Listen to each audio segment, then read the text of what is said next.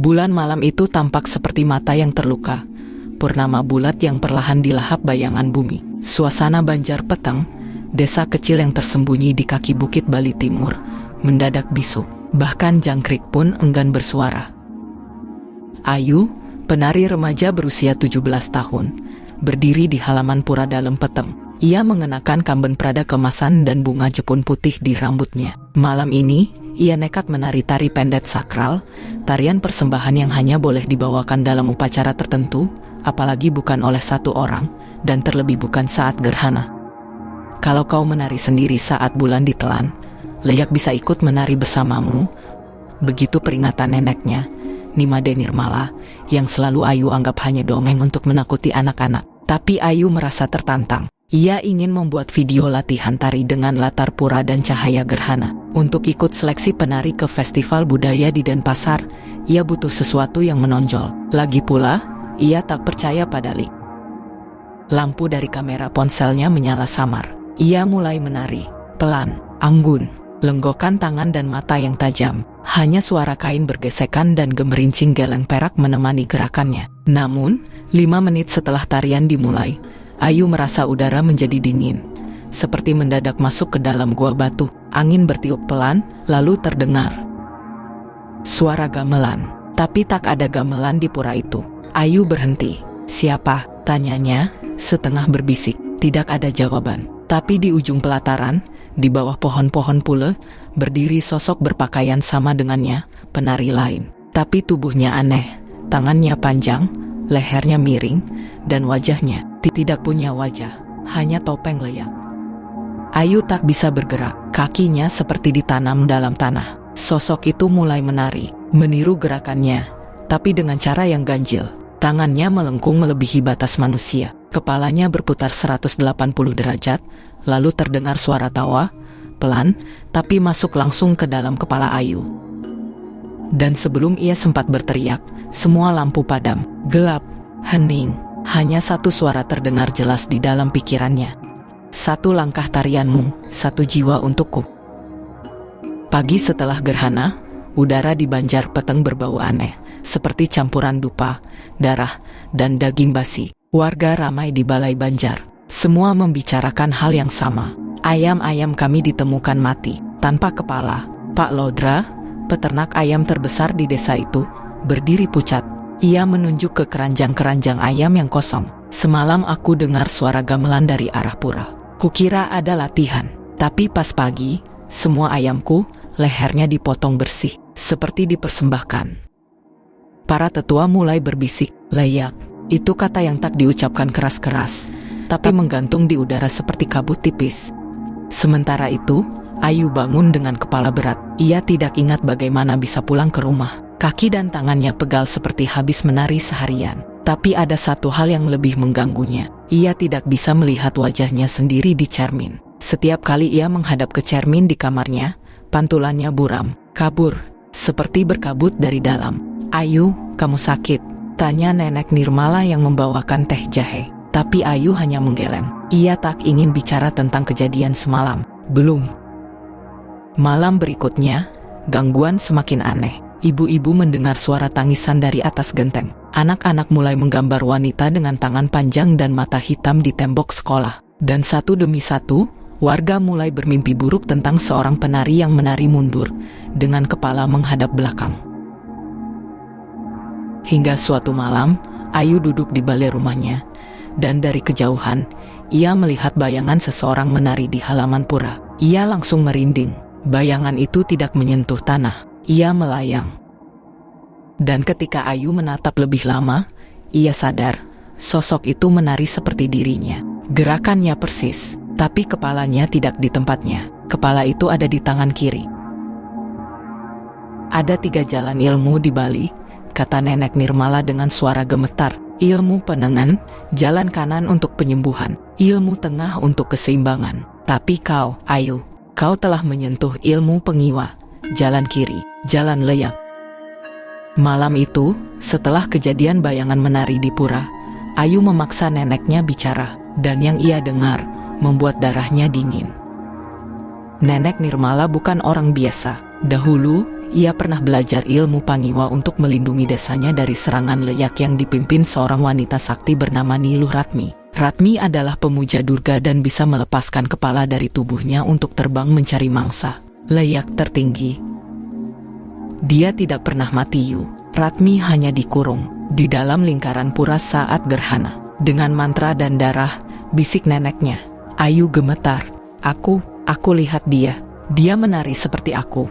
Nenek Nirmala menatap Ayu dalam-dalam, lalu membuka lemari tua. Di dalamnya ada satu benda yang membuat jantung Ayu berdebar keras. Topeng leyak, mirip dengan yang ia lihat malam itu. Itu warisan ibumu. Dia juga seorang penari. Dan dulu, dia terpilih. Tapi aku berhasil menyelamatkannya. Kini, leyak itu memilihmu.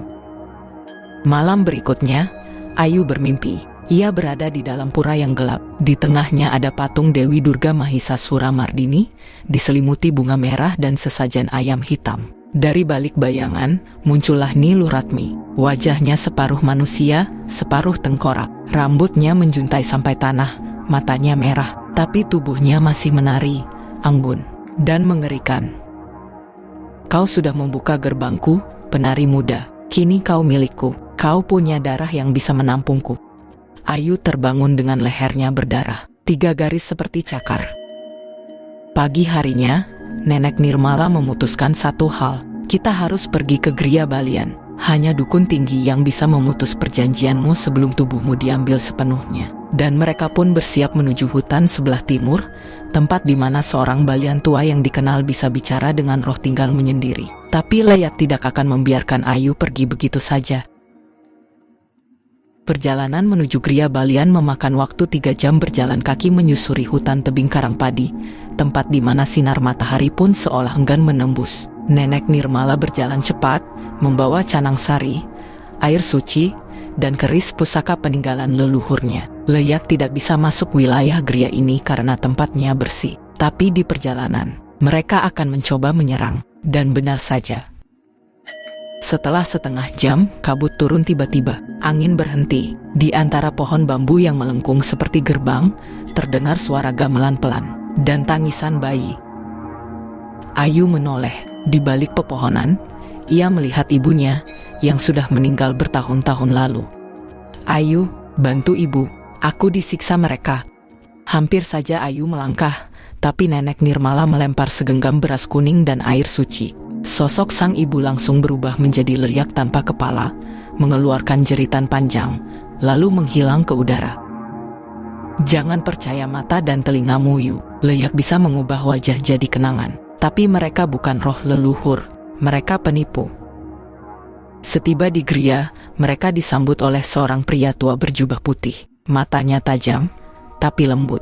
Ia memperkenalkan diri sebagai Jero Mangku Arya, balian yang telah memutus banyak ikatan roh dan perjanjian gelap. Leyak itu sudah melekat padamu, Ayu. Ia menari di bawah kulitmu, katanya sambil melihat mata Ayu. Tapi masih ada harapan. Jero Mangku mempersiapkan upacara besar bernama Pemuput Karipubhaya, ritual pemotongan tali tak kasat mata antara roh jahat dan tubuh manusia. Upacara dilakukan tengah malam, di tengah lingkaran garam, 7 api dupa, dan 1 kepala ayam hitam sebagai penangkal. Ayu duduk di tengah, tubuhnya diikat benang tridatu. Jero Mangku mulai membaca mantra. Om Awignam Astu Nama Sidham, dan leyak datang. Bayangan tubuh wanita menari muncul di atap Gria. Tawa melengking, angin masuk ke dalam, lilin padam, dan tubuh Ayu mendadak mengejang. Dari mulutnya keluar suara lain. Terlambat, dia sudah menari denganku. Dia adalah aku. Tubuh Ayu bangkit sendiri. Tangannya membentuk mudra tari. Matanya putih, tapi Nenek Nirmala menjerit, menghunus keris pusaka, dan membacakan mantra warisan pengelukatan. Durga Sakti, Durga Mati. Tubuh bukan rumahmu, kembalilah ke malam dan jadilah debu. Sudha Antarana, Suci Tanging Ida. Tubuh Ayu bergetar keras. Leyak menjerit, jeritan yang membuat semua anjing di desa melolong serempak. Bayangan itu meledak menjadi asap hitam, dan hilang. Ayu pingsan. Pagi harinya, Ayu terbangun, matanya bening. Cermin sudah memantulkan wajahnya. Tapi di dalam mimpinya, ia melihat satu pesan terakhir. Kau menarikan tarianku, maka aku takkan berhenti menari sampai kau mati. Leyak mungkin kalah, tapi tidak mati. Hari-hari berlalu, dan Ayu mulai kembali menari. Tapi kini setiap gerakan tubuhnya seperti membawa beban tak terlihat, seolah dunia lain memperhatikan dari balik bayangan. Ia tahu, Leyak itu belum sepenuhnya pergi. Jero Mangku Arya memanggil Ayu dan Nenek Nirmala suatu malam. Di tangannya ada lontar kuno berusia ratusan tahun. Gulungan itu berisi satu hal, tari penyegelan Leyak. Sebuah tarian yang hanya pernah dilakukan sekali, ratusan tahun lalu, untuk menyegel Nyi Luh Ratmi pertama kali.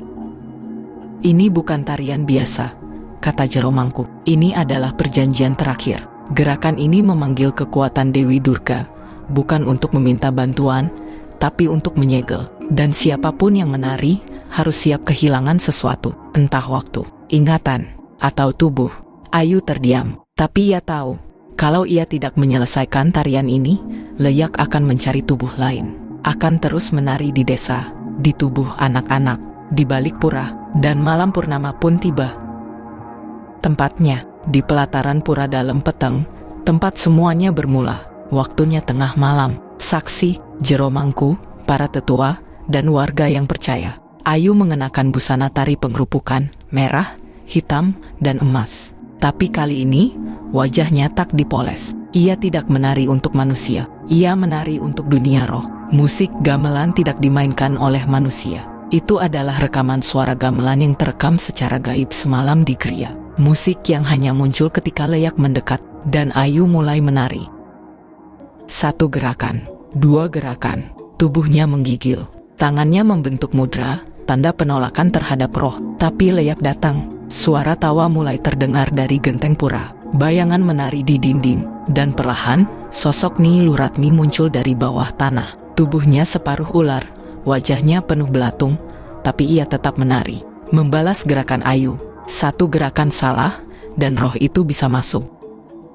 Nenek Nirmala menyalakan dupa terakhir. Jero Mangku membaca mantra dari kejauhan. Puncak tarian, Ayu harus memutar tubuhnya 3 kali, lalu menjatuhkan diri ke tanah dengan posisi berserah. Itulah tanda akhir, tanda penyegelan. Tapi Leyak itu mendekat, tangannya menggapai, menari di belakang Ayu, mendekat, mendekat. Di luar lingkaran, Nenek Nirmala menangis. Jero, dia kalah. Tapi Jero Mangku tiba-tiba berdiri. Belum, masih ada satu cara. Ia membuka luka di telapak tangannya, meneteskan darah ke tanah.